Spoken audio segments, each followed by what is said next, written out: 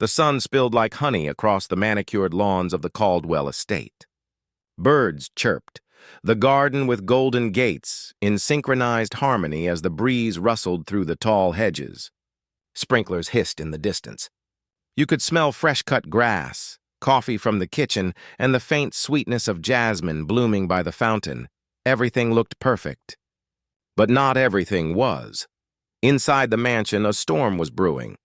The maid in the marble hall, Maria, in her plain uniform and worn-out shoes, moved silently through the grand marble hall. She wasn't tall. She wasn't loud. But there was a grace in how she folded laundry, a rhythm in how she wiped the windows. Like music only the kind-hearted could hear. She had worked here for 7 years. No one knew much about her, only that she arrived early, left late, and never asked for more than what she was owed. Her smile was soft. Her eyes tired but warm. The Millionaire's game, Mr. Caldwell, the man who owned everything under that golden sun, stood at the top of the staircase watching. He held a sleek phone in one hand, a smirk in the other. She acts like she owns the place, he joked to his weekend guests. Laughter echoed. Glasses clinked. One woman whispered, "Let's have some fun." They had a plan. That evening, as Maria polished the silverware in the dining room, the guests gathered secretly behind hidden cameras. Mr. Caldwell entered the room, voice booming. "Maria," he said sharply, "we're missing a necklace. It was on this table this morning." The room went still. Her hands froze mid-polish. I haven't seen it, sir." "Search her," someone whispered. Cameras caught everything. The guests watched, expecting drama, expecting guilt, expecting her to break, but she didn't flinch. "I haven't taken anything," she said, eyes steady, voice quiet. "You're welcome to check my things. Call to action 1, gentle pause. Before we go on, ask yourself this: would you speak up or stay silent? If you believe everyone deserves dignity, no matter their job, like this video, share it with someone who needs a reminder and subscribe to Spread Kindness Valley. Now, back to the story. They checked her bag, her locker, her coat. Nothing.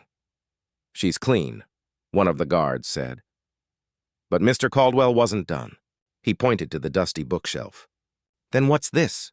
He pulled out a velvet box from behind the books, his necklace. "Gasps! I found it!" he shouted, pretending surprise. "Strange place to lose it." His guests laughed awkwardly. Maria didn't.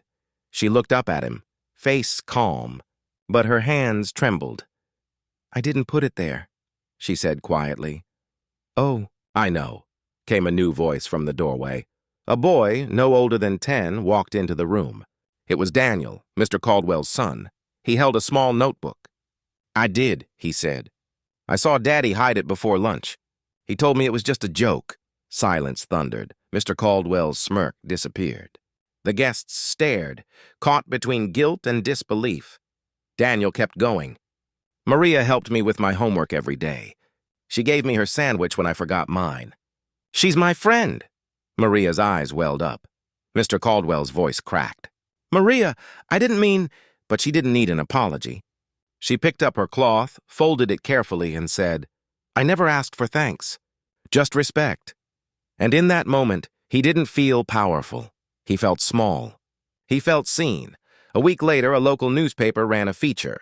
Former university professor now works as maid to support orphaned siblings. Maria's full story finally came out. She had once taught literature at a university overseas. After a car crash took her parents, she moved to this country to raise her 3 younger siblings. Every dollar she earned went to their school fees, their clothes, their food. She wasn't poor. She was sacrificing. She wasn't silent. She was strong. The guests stopped coming to Mr. Caldwell's estate. His sponsors pulled out. His name faded from social galas. But Maria? She was offered a teaching job again, this time by a school principal who read her story. She now teaches underprivileged children literature and resilience. And Daniel? He still visits her every weekend with his books and his smile, moral closure, never mistake silence for weakness. Never judge by appearances. Kindness doesn't ask for recognition, but it earns respect. Final CTA. If this story touched your heart, let it remind you of this. There's power in humility. Strength in Kindness Valley. Subscribe to spread stories that matter. I'll leave a comment if you've ever been underestimated but stood tall anyway. And share this to remind someone dignity belongs to everyone.